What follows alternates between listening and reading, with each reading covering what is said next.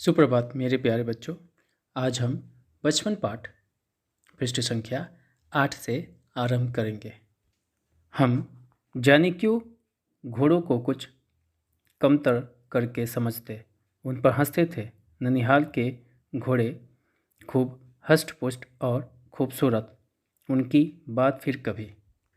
शाम को रंग बिरंगे गुब्बारे, सामने जाखू का पहाड़, ऊंचा चर्च की घंटियां बजती तो दूर दूर तक उनकी गूंज फैल जाती। लगता इसके संगीत से प्रभु यीशु स्वयं कुछ कह रहे हैं।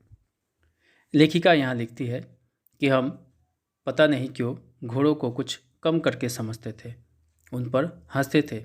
वो इसलिए क्योंकि लेखिका के नानी के यहाँ जो घोड़े पाए जाते थे वो बहुत ही हष्ट-पुष्ट होते थे, तगड़े होते थे और खूबसूरत होते थे। लेखिका ये भी कहती है कि उसकी बात फिर कभी करूँगी, आज उसके लिए समय नहीं है। लेखिका आगे कहती है कि शाम को रंग बिरंगे गुब्बारे देखने को मिलते थे। सामने जाखू का पहाड़ था, उस पर ऊंचा चर्च की घंटियां बजती तो दूर दूर तक उन घंटियों की आवाज़ सुनाई देती।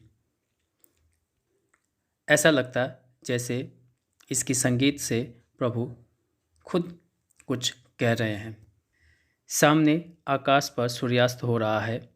गुलाबी सुनहरी धारियाँ नीले आसमान पर फैल रही है। दूर दूर फैले पहाड़ों के मुखड़े गहराने लगे और देखते देखते बत्तियाँ टिमटिमाने लगी। रिज पर की रौनक और मॉल की दुकानों की चमक के भी क्या कहने। स्कैंडल पॉइंट की भीड़ से उभरता कोलाहल।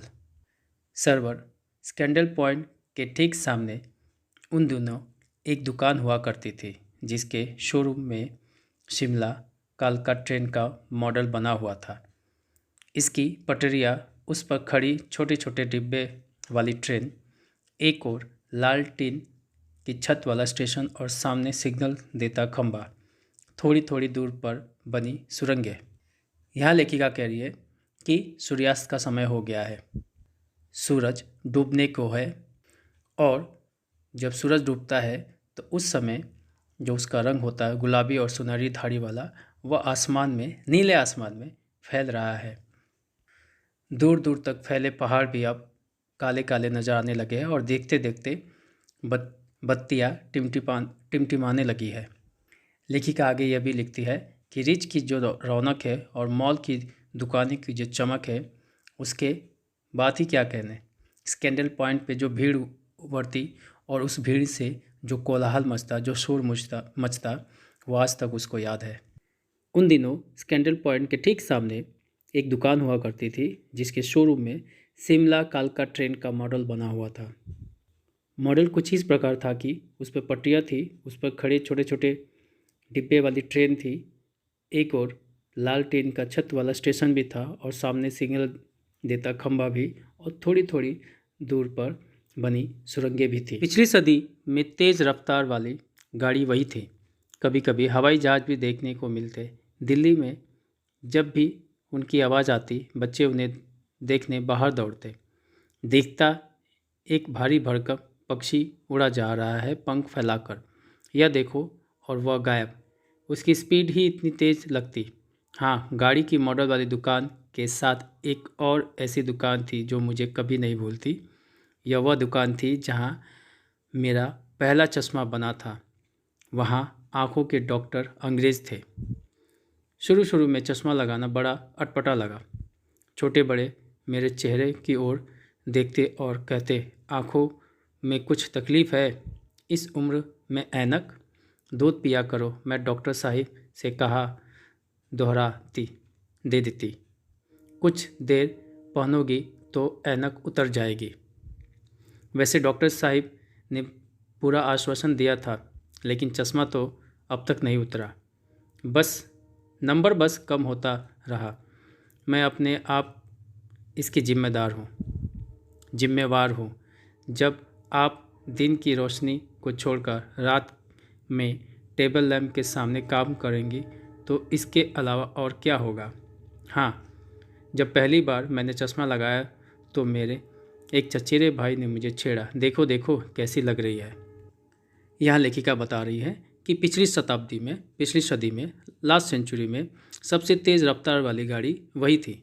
वो गाड़ी जिसका मॉडल शिमला के मॉल के सामने वाली दुकान में रखा हुआ था। लेखिका ये भी कह रही है कि कभी कभी हवाई जहाज़ भी देखने को मिलते थे, ख़ास तौर से दिल्ली में।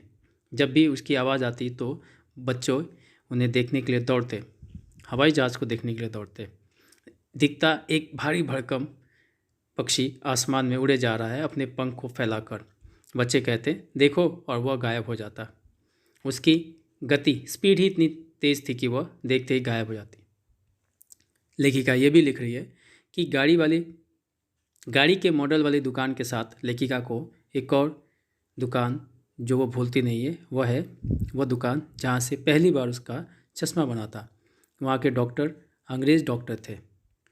लेखिका ये भी बता रही है कि शुरू में जब उसने चश्मा पहनना शुरू किया था तो बड़ा ही अटपटा सा लगा, बड़ा ही अजीब सा लगा। छोटे बड़े जितने भी लोग होते उसके चेहरे की तरफ देखते और कहते कि आँखों में कुछ तकलीफ़ है क्या, इस उम्र में चश्मा या ऐनक, दूध पिया करो।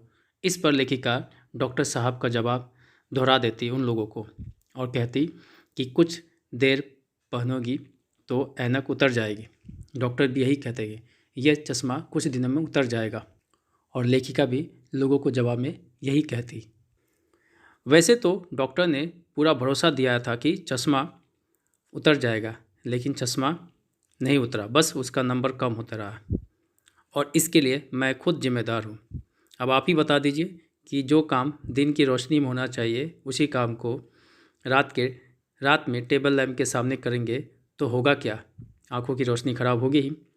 पर जब मैं पहली बार चश्मा लगाया था, मैंने चश्मा पहली बार जब लगाया था तो मेरे एक चचेरे भाई ने, चाचा के लड़के ने मुझे छेड़ा था इस पर और कहा था देखो देखो कैसी लग रही है। आमतौर पर कच्ची उम्र में बच्चे इस तरह की छेड़खानियाँ कर देते हैं। आँख पर चश्मा लगाया ताकि सूझे दूर की, यह नहीं लड़की को मालूम सूरत बनी लंगूर की। मैं खीजी की मुझ पर यह क्यों दोहराया जा रहा है, पर शेर बुरा न लगा। जब वह चाय पीकर चले गए तो मैं अपने कमरे में जाकर आईने के सामने खड़ी हो गई। कई बार अपने आप को देखा, ऐनक उतारी, फिर पहनी, फिर उतारी, देखती रही। सूरत बनी लंगूर की, नहीं नहीं नहीं, हा हा हा। मैंने अपने छोटे भाई का टोपा उतारकर सिर पर रखा। कुछ अजीब लगा, अच्छा भी और मजाकिया भी। तब की बात थी। अब तो चेहरे के साथ घुल मिल गया है चश्मा। जब कभी उतारा हुआ होता तो चेहरा खाली खाली लगने लगता। याद आ गया वह टोपा, काली फ्रेम का चश्मा और लंगूर की सूरत। हाँ, इन दिनों शिमला में मैं सिर पर टोपी लगाना पसंद करती हूँ।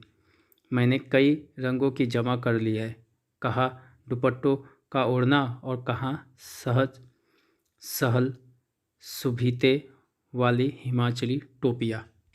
लेखिका का चचेरा भाई चिढ़ाते समय एक शेर कहता और वह शेर इस प्रकार होता कि आँख पर चश्मा लगाया ताकि सूझे दूर की, यह नहीं लड़की को मालूम सूरत बनी लंगूर की। इसका अर्थ यही है कि आँखों पर चश्मा लगाया ताकि दूर का दिख सके, लेकिन लड़की को यह पता ही नहीं कि उसकी जो शक्ल है, जो सूरत है, वह लंगूर की बन गई है। इस पर लेखिका बहुत गुस्सा होती है और वह सोचती है कि इस पर क्यों दोहराया जा रहा है, पर शेर उसको बुरा नहीं लगा। जब वह चाय पीकर चचेरे भाई चले गए तो लेखिका अपने कमरे में जाकर आईने के सामने खड़ी हो जाती है और बार बार अपने आप को देखती है। ऐनक पहनती है, चश्मा पहनती है और उतारती है, फिर पहनती है, फिर देखती है और फिर दोहराती है उसी शेर को, सूरत बनी लंगूर की, नहीं नहीं नहीं नहीं, हाँ हाँ हाँ। इस पर वह बहुत हंसती है। इसके बाद लेखिका अपने छोटे भाई का टोपा उतारकर सिर पर रखती है। कुछ अजीब सा लगता है, अच्छा भी और मजाकिया भी। यह तब की बात थी जब लेखिका छोटी थी। अब तो समय के साथ साथ चश्मा उन पर घुल मिल गया है। अब ऐसा हो गया कि चश्मा ना पहनने पर चेहरा खाली खाली लगता है और इसकी वजह से वह समय भी याद आ गया, वो काली फ्रेम का चश्मा भी, लंगूर की सूरत भी, वो टोपा भी। उन दिनों शिमला में क्षमा करें, इन दिनों शिमला में लेखिका सिर पर टोपी लगाना पसंद करती है और उसने बहुत सारी टोपियाँ जमा करके रखी है। एक समय था जब वह दुपट्टा और ओढ़नी पहना करती थी, लेकिन अब हिमाचली टोपियाँ वो पहनने लगी है। मेरे प्यारे बच्चों, पाठ का समापन हुआ। अगर किसी तरह की दुविधा हो तो मुझसे संपर्क कर सकते हो। धन्यवाद। सबका दिन शुभ हो।